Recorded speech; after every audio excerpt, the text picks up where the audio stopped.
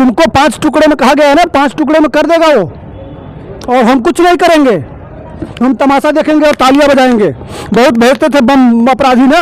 Sir आपने अभी कहा कि पाकिस्तान आने वाले दिनों में 5 टुकड़े में टूटेगा, बाबा रामदेव ने भी कहा कि 4-5 टुकड़े में टूटेगा। क्या लगता है कि आप एक आम हिंदुस्तानी क्या सोचते हैं कि जब टुकड़े में टूटेगा तो भारत को उसे अपने में मिलाना चाहिए या नहीं? नहीं, हम लेके वो कबाड़े लेके क्या करेंगे यार? क्यों? वो लेके क्या करेंगे? ये अपने आप मर जाएंगे यार, आपस में लड़कर मर जाएंगे। जरूरत क्या है? वो आपस में लड़ते रहेंगे, हम किनारे बैठ के हम शांति से रहेंगे ना। 5 टुकड़े इसलिए तोड़ना है कि पांचों आपस में ही लड़ते रहेंगे, समझ रहे हैं? आज अफगानिस्तान पाकिस्तान लड़ रहा है, पाकिस्तान जब 5 टुकड़े हो जाएगा तो अफगानिस्तान भी किनारे हो जाएगा, पाकिस्तान में लड़ेगा। यही तो है उद्देश्य, और वो कामयाब होता दिख रहा है।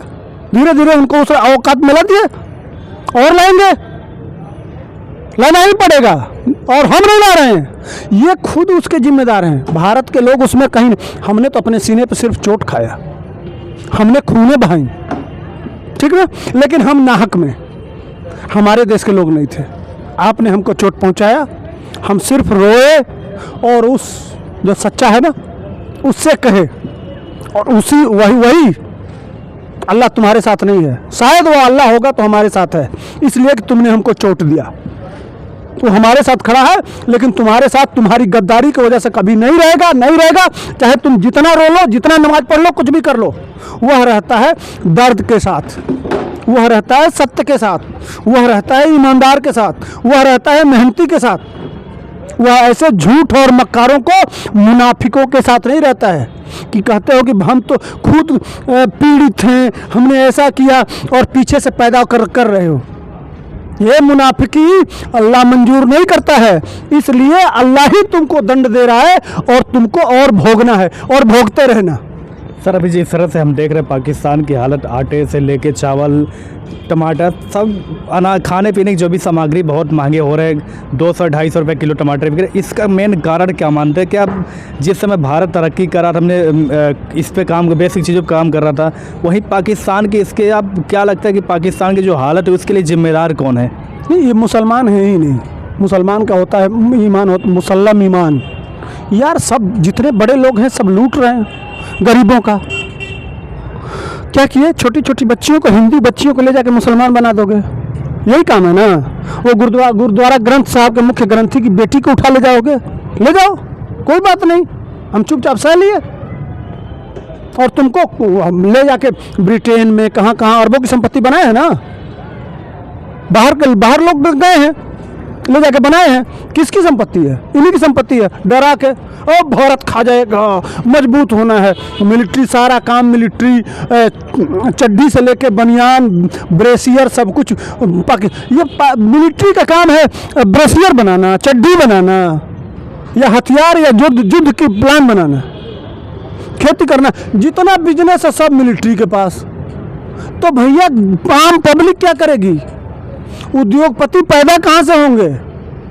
जब सारा काम मिलिट्री करेगी और पीछे रहेगी और अपना चम्मच खड़ा कर देगी, समझ रहे हैं, जिसको चाहेगी उसकी सरकार बनाएगी, तो लूटे तो तुम ही जा रहे हो। तो इसलिए लूटे जा रहे हो भाई। डेमोक्रेसी नहीं है आपके वहाँ ये आज भी परोक्ष रूप से दिखता है कि लोकतंत्र है, वोट देते हो, लेकिन किसके इशारे पे? ISI और मिलिट्री के इशारे पे तुमको उंगलियों पे नचाते हैं, और इस्लाम का इसलिए ढोंग रचते हैं कि तुम मूर्ख बने रहो, डॉक्टर, इंजीनियर और बड़े बड़े पदों पे मत जाओ, तुम सिर्फ इस्लाम का गीत गाओ, वही झूमते रहो। झूमने से नहीं होता है, रिसर्च करना पड़ता है, पढ़ना पड़ता है, कंपटीशन बीट करना पड़ता है, तब होता है। झूमने से नहीं होगा। हाँ, इस्लाम को फॉलो करो, कोई दिक्कत नहीं है, लेकिन उसमें जो अच्छी चीज़ें हैं, जो शांति की चीज़ें हैं, जो ज्ञान की चीज़ें हैं, उसको रखो। लेकिन अगर कोई उसमें जो समाज को बांटता है, जो किसी को घेरने, काफिर को क्या क्या है उसमें, इन सब चीज़ों से किनारे लो, अच्छा चीज़ ग्रहण करो, और कोई भी जो उल्टा सीधा हो उसको छोड़ दो, दिमाग में लाओ जो आपका भला कर सके। कोई हर मजहब में अच्छी बुरी चीज़ें होती हैं, मैं नहीं कह रहा हूँ, हमारे में भी है।